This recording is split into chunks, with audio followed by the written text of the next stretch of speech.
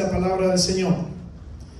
Por esta causa doblo mis rodillas ante el Padre de nuestro Señor Jesucristo, de quien toma nombre toda familia en los cielos y en la tierra, para que os dé, conforme a las riquezas de su gloria, el ser fortalecidos con poder en el hombre interior por su espíritu, para que habite Cristo por la fe en vuestros corazones, a fin de que arraigados y cimentados en amor, seáis plenamente capaces de comprender con todos los santos cuál sea la anchura, la longitud, la profundidad y la altura, y de conocer el amor de Cristo que excede a todo conocimiento, para que seáis llenos de toda la plenitud de Dios. Y a aquel que es poderoso para hacer todas las cosas mucho más abundante de lo que pedimos o entendemos, según el poder que actúa en nosotros, a Él sea gloria en la iglesia en Cristo Jesús por todas las edades, por los siglos de los siglos.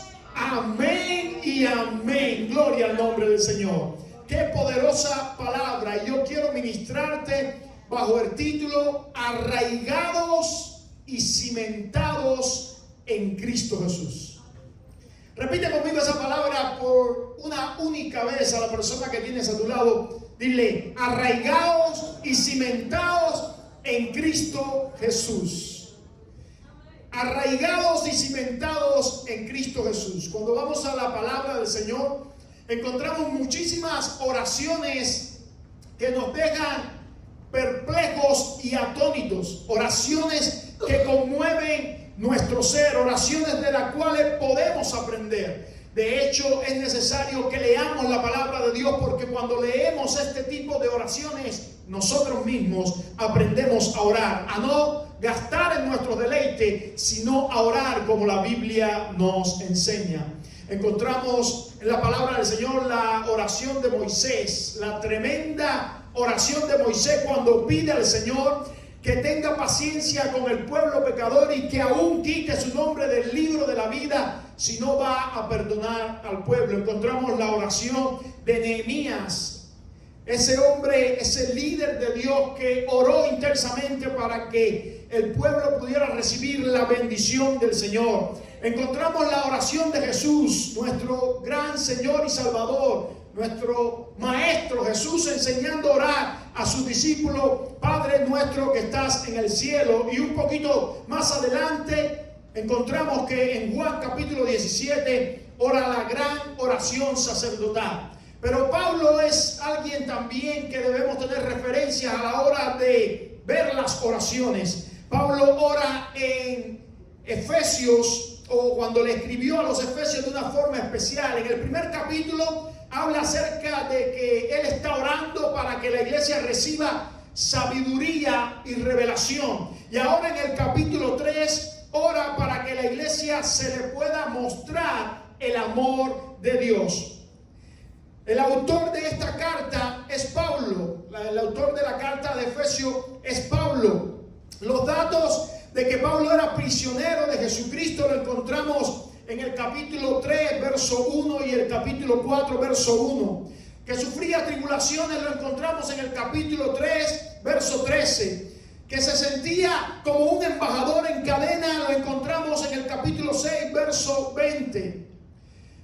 Pablo le escribió a los Efesios y aprovechó la tremenda influencia que tenía este pueblo para poder enseñar a todas las iglesias de Asia Menor. Parece señalar la primera prisión de Pablo en Roma, que comenzó cerca del año 61 después de Cristo y duró al menos 2 años. En Éfeso estaba el famoso templo de Diana, madre de la fertilidad. Los griegos la conocían también por Artemisa.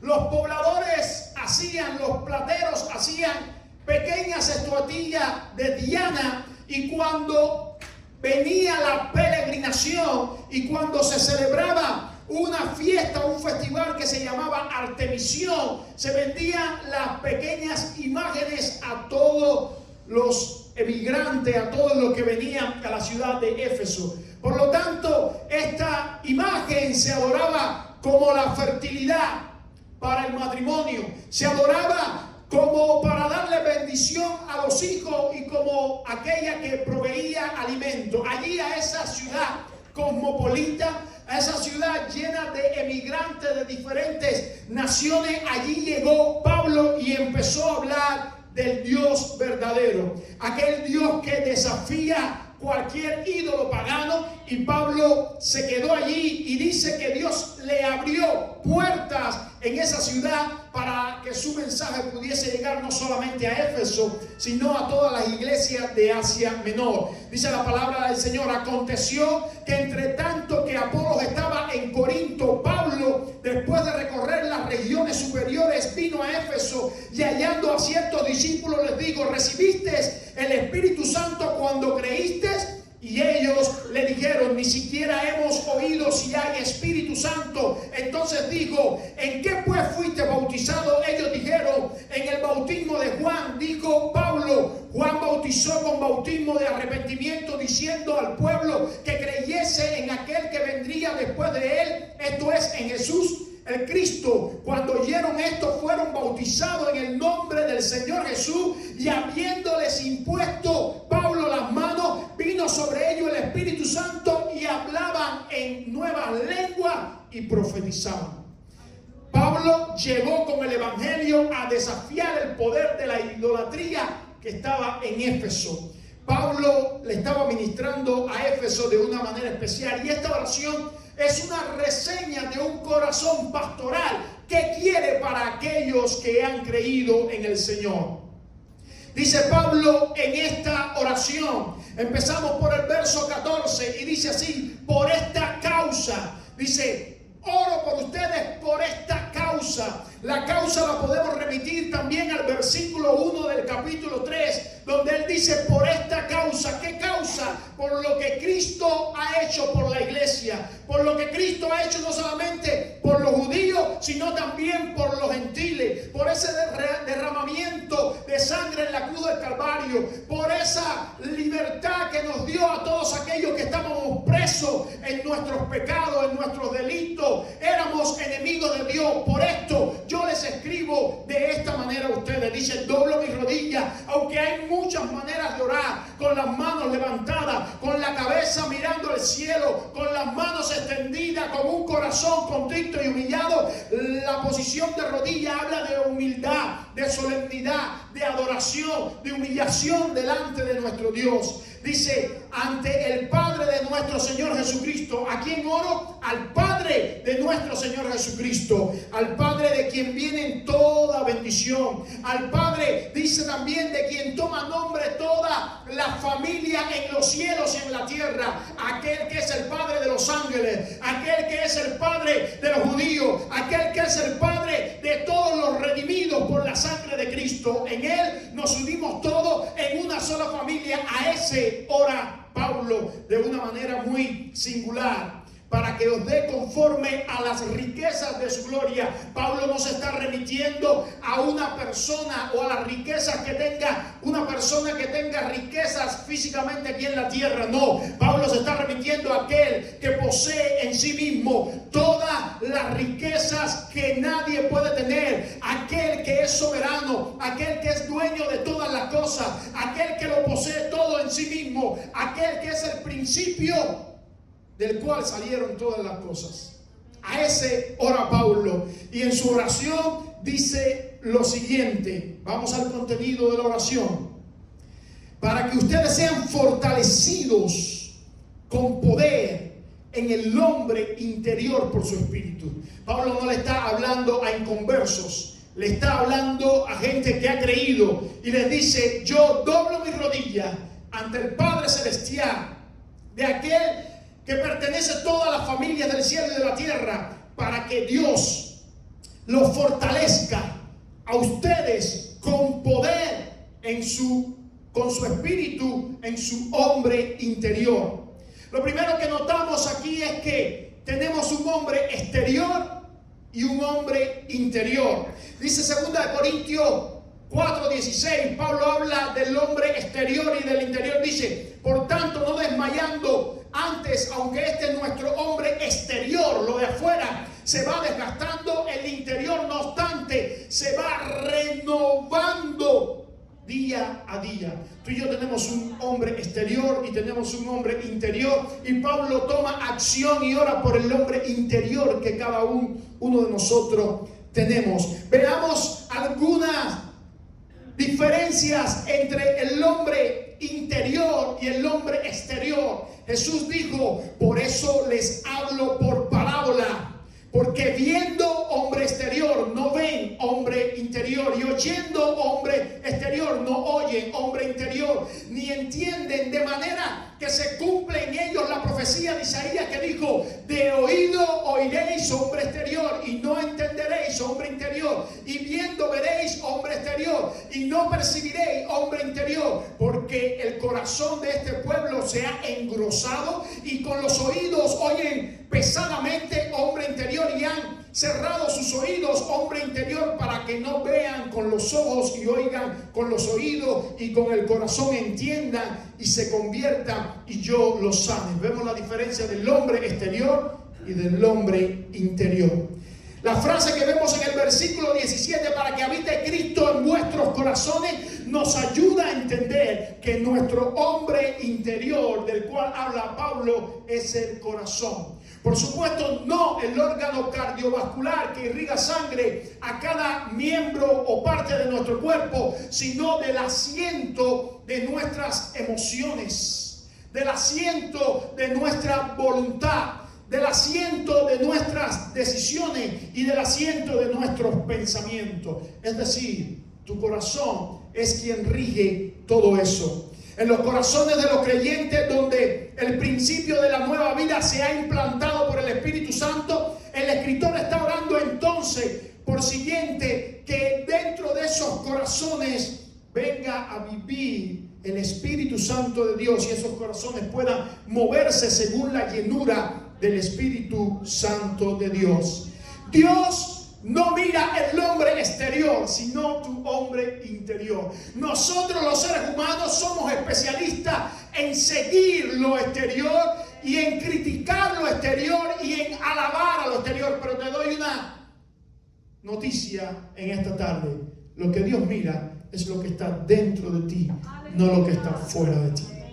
Primera Samuel capítulo 16, verso 7, te pongo en contexto. Dios le habló a Samuel y le dijo que fuera a ungir a uno de los hijos de Isaí, y le dice estas palabras: y Jehová respondió a Samuel diciendo: no mires a su parecer ni a lo grande de su estatura, porque yo lo desecho, porque Jehová no mira el hombre, pues el hombre mira lo que está, no mira lo que el hombre mira, pues el hombre mira lo que está delante de sus ojos, pero Jehová mira el corazón. Jehová mira el hombre interior. Por tanto, debido a esto, tú y yo debemos de tener cuidado y de ocuparnos un poquito más del hombre interior, de lo que somos internamente, porque tenemos una maestría en ocuparnos de lo exterior, y lo interior lo dejamos para un segundo lugar, para un segundo plano. Mira lo que dice Pedro en capítulo 3, del 3 al 4: vuestro atavío no sea el externo de peinados ostentoso, de adornos de oro o de vestidos lujosos, hombre exterior, sino el interno, el del corazón, en el incorruptible ornato de un espíritu afable y apacible, que es de gran estima delante de Dios. Dios está mirando quién tú eres en tu interior. ¿Qué estás pensando? ¿Cuáles son tus prioridades? ¿A qué le estás dedicando más tiempo? ¿En pos de qué estás caminando? ¿Cuáles son tus deseos? Sigue Pablo y dice en su oración: para que habite Cristo por medio de la fe en vuestros corazones. Pablo dice: yo deseo que sean fortalecidos por el Espíritu Santo en su hombre interior, y dice: para que habite Cristo en vuestros corazones. Cuando el Espíritu Santo reside, cuando el Espíritu Santo permanece, cuando el Espíritu Santo vive ahí en corazón está viviendo Cristo, porque no podemos diferenciar el Espíritu de Cristo, sino que los dos son una misma cosa y actúan en común. Romanos dice de la siguiente manera: mas vosotros no vivís según la carne, sino según el Espíritu, si es que el Espíritu de Dios mora en vosotros. Y si alguno no tiene el Espíritu de Cristo, no es de él. Pero si Cristo está en vosotros, el cuerpo en verdad está muerto a causa del pecado, mas el Espíritu vive a causa de la justicia. Y Cristo dijo también, cuando fue a irse, Juan 14:18, no os dejaré huérfano, vendré a vosotros. Y esa palabra se cumplió cuando descendió el Espíritu Santo en cada uno de nosotros. Veamos la palabra que dice Pablo, para que habite. Esa palabra es el verbo katoikeo e indica una residencia fija. Repito eso para que se quede en tu mente. Fija. Katoikeo es una residencia fija en tu vida y en mi vida. Hay otra palabra en griego que quiere decir paroikeo, que quiere residir de paso. Es como cuando usted recibe una visita en su casa y usted sabe que va a estar un tiempo en su casa, pero luego se va a ir. Sin embargo, Pablo dice katoikeo, no paroikeo. Pablo quiere que Cristo, que el Espíritu Santo resida permanentemente en nuestras vidas. No es que vengas a la iglesia el domingo por la tarde y tengas un encuentro emocional y el Espíritu te toque un momento. Eso es paroikeo. No, es que tú puedas hacer vivir a Cristo 24/7. Los 7 días de la semana, las 24 horas del día, allí constantemente en tu vida, dándole a Él tu residencia. Para que Cristo, el Cristo que recibiste cuando hiciste la profesión de fe, resida cómodamente en tu casa. No lo tengas como un huésped de visita, porque la palabra dice que cuando recibimos a Cristo, el Espíritu viene sobre nosotros, pero muchos tienen ese Espíritu como un residente que pasa y no lo atienden como un Señor que se queda. Tú y yo debemos entender que Pablo está orando para que tú y yo tengamos el Espíritu Santo, a Cristo, viviendo, morando en nuestros corazones como Señor y Salvador. Alabado sea el nombre de Jesús. He aquí, yo estoy a la puerta y llamo, dice el Señor. Si alguno oye mi voz y abre la puerta, entraré y cenaré con él y él conmigo. Yo no sé si Dios está compartiendo los mejores momentos de tu vida contigo y tú con Él, pero eso es lo que quiere el Señor. No basta que Él esté en nuestra lengua, dice Calvino, ni que esté en el cerebro. Él debe hacer su asiento en nuestros corazones. Gloria al nombre de Jesús. A fin de que seamos arraigados y cimentados. Cuando el Espíritu Santo viene con su poder y toca nuestro hombre interior y nosotros lo dejamos habitar, vivir, permanecer en nuestras vidas y lo atendemos como Señor y Salvador, pasa algo en nuestras vidas. Somos arraigados y cimentados, y Pablo usa intencionalmente una doble metáfora. Arraigado me habla de cómo un árbol siembra sus raíces y estas raíces se van extendiendo en proporción al crecimiento del árbol. Cuando vienen los vientos fuertes, cada árbol que usted ve en nuestra ciudad que se planta y no nació, se cae. ¿Por qué? Bien sencillo, porque no tiene raíces en sí mismo. Cuando tú y yo no vivimos con el poder del Espíritu Santo en nuestro interior, cualquier viento de dificultad, de tribulación, de problema, de enfermedad, de enemistad, de contratiempo, viene y nos mueve porque no hemos sido arraigados en el Señor. Solamente el Espíritu Santo, obrando en nuestro hombre interior, puede arraigarnos. Y ningún árbol que no tenga buenas raíces puede tener frutos. Si viene el Espíritu y sacude nuestro interior, luego esas raíces dan la savia necesaria al árbol y empezamos a producir lo que llamamos el fruto del Espíritu Santo de Dios. Por eso hay muchos que no tienen fruto. ¿Sabe cuándo lo distinguimos? Cuando vienen precisamente las tribulaciones, los vientos contrarios, los problemas, las enfermedades, y reaccionan impíamente porque no están arraigados en el Señor. La otra metáfora que usa Pablo es cimentado. De igual manera, al igual que un árbol, ningún edificio con proporciones grandes puede permanecer si sus cimientos, es decir, lo que usted no ve, lo que está debajo de la tierra, es decir, su hombre interior, usted no lo puede ver, ni los cimientos se pueden ver, si no están fortalecidos los cimientos de un edificio, si no está fortalecido el hombre interior del creyente, no puede permanecer el edificio. Para que tú y yo tengamos esa plenitud del Espíritu Santo en nuestra vida, nuestros cimientos espirituales tienen que estar arraigados. Y dice, para que sigamos arraigados y cimentados en amor, en el amor del Señor. El amor es la característica que define la relación de Dios con sus hijos. Dios se muestra como el Dios de amor, como el Dios de misericordia, el Dios de compasión. La ley del nuevo pacto, Jesús la resumió en una sola palabra, y esa es el amor. El amor a Dios y el amor al prójimo. Jesús nos manda a amar constantemente. Sigue Pablo diciendo, para que seáis plenamente capaces de comprender. Y dice más adelante, y de conocer. Y yo quiero pararme en esas dos palabras, comprender y conocer. Comprender es llegar a entender lo que significa algo.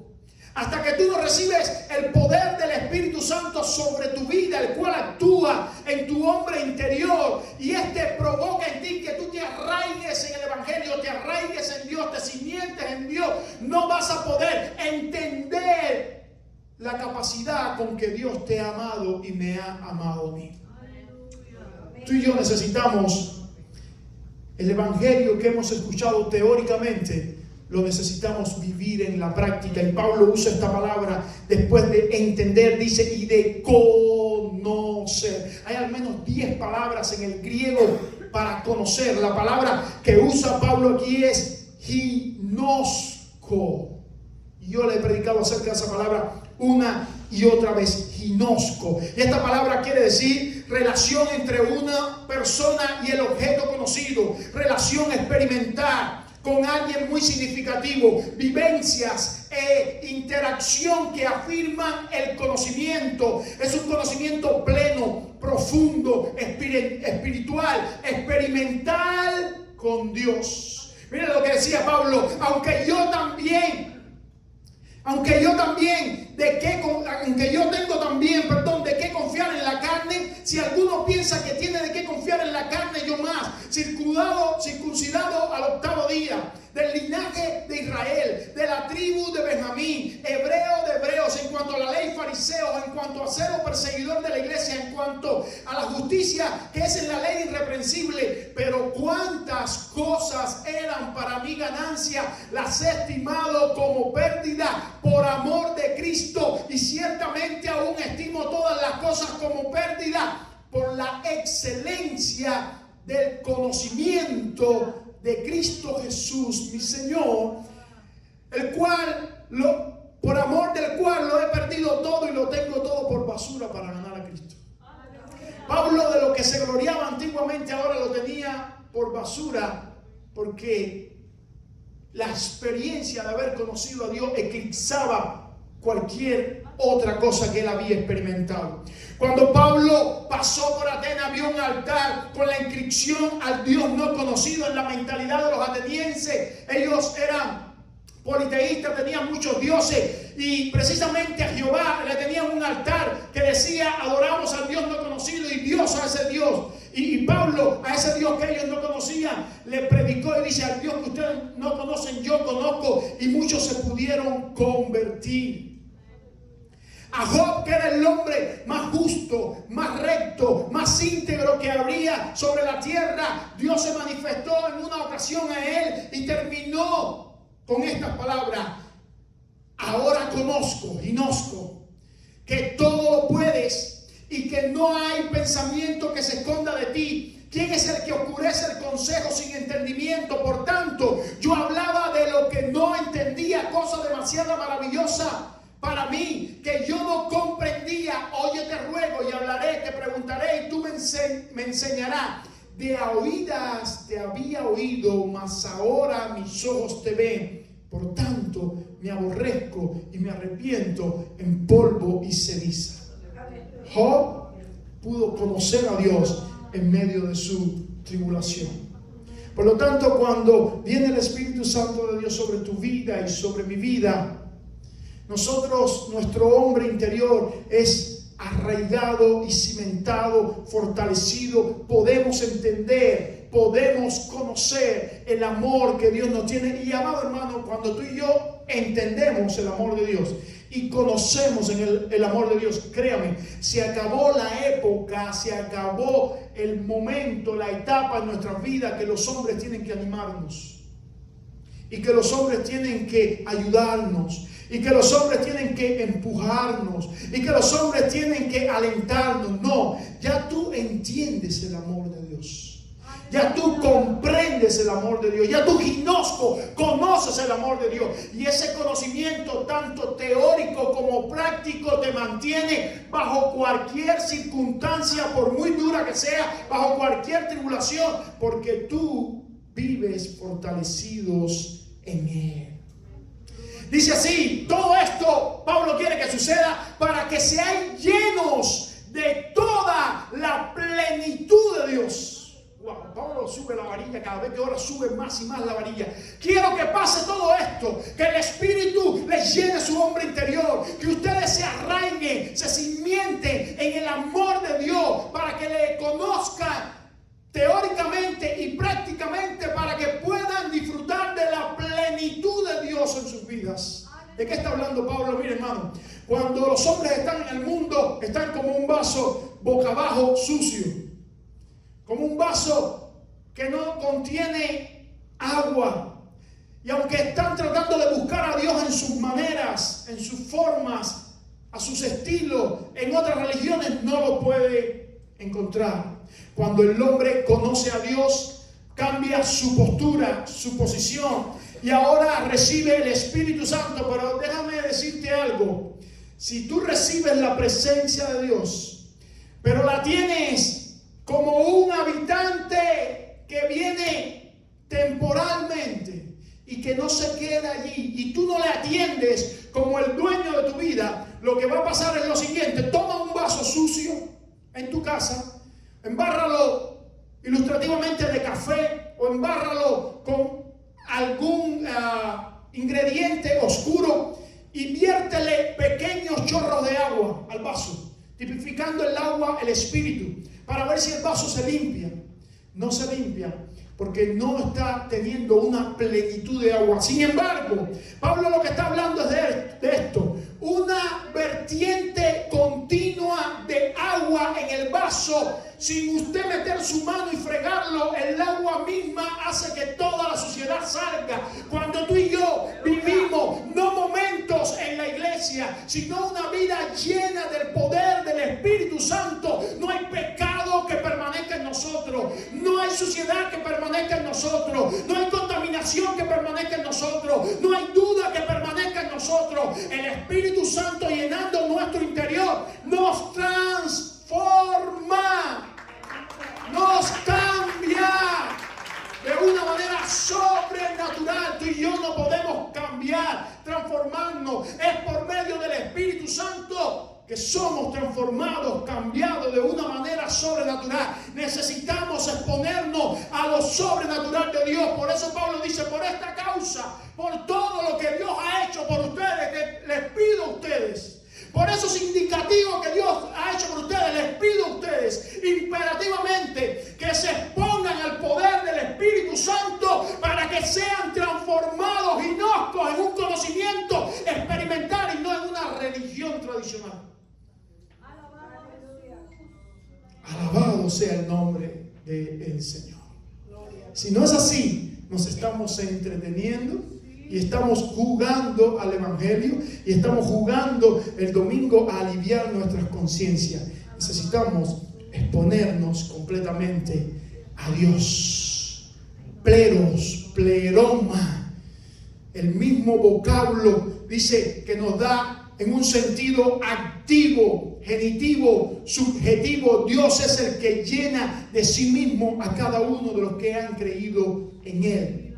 Y cierra Pablo con una doxología en su oración impresionante. Algunos dicen la más impresionante de toda la Biblia. Y aquel que es poderoso para hacer todas las cosas mucho más abundante de lo que pedimos o pensamos, según el poder que actúa en nosotros. Yo quiero pararme un momentico. Pablo, el gran problema de Pablo en las cartas es orar y transmitirle por escrito a los creyentes para que los creyentes puedan entender el poder de Dios que está en ellos. Porque los creyentes no entendían en ese tiempo, y yo me hago eco de Pablo y digo, y no entienden en este tiempo el poder de Dios que actúa en ellos.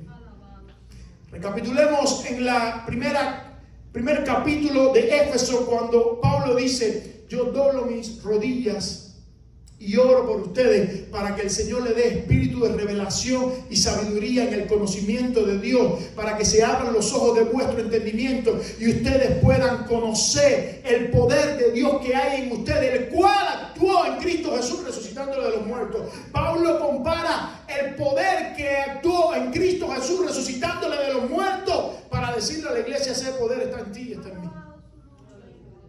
El poder que resucitó a Cristo de los muertos está en ti y está en mí. Lo que no funciona porque nosotros muchas veces no lo entendemos, no lo comprendemos. A Él sea la gloria en la iglesia y en Cristo Jesús por todas las edades y por todos los siglos. Alabado sea el nombre del Señor.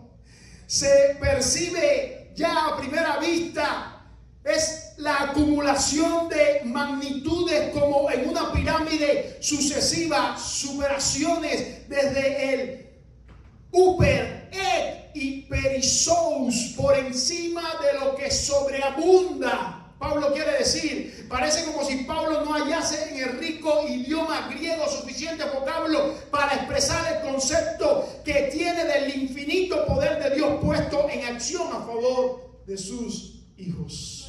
Pablo está rebuscando palabras para que sus hijos, los hijos de Dios, puedan entender lo importante que es que el poder de Dios se manifieste en nosotros. Nuestro Señor Jesús en el Getsemaní, cuando fue a orar, le dijo a sus discípulos: oren conmigo. Y oró de esta manera: Padre, si es posible de mí, pasa esta copa, pero no se haga mi voluntad, hágase la tuya. Y vino un ángel del cielo y le fortaleció. De igual manera, tú y yo vamos a tener muchos Getsemaníes en nuestras vidas. Si constantemente no oramos, no buscamos, no inquirimos, no clamamos por el poder de Dios en nuestras vidas, tú y yo vamos a estar inhabilitados, incapacitados, vacíos del poder de Dios para poder enfrentar las acechanzas del enemigo.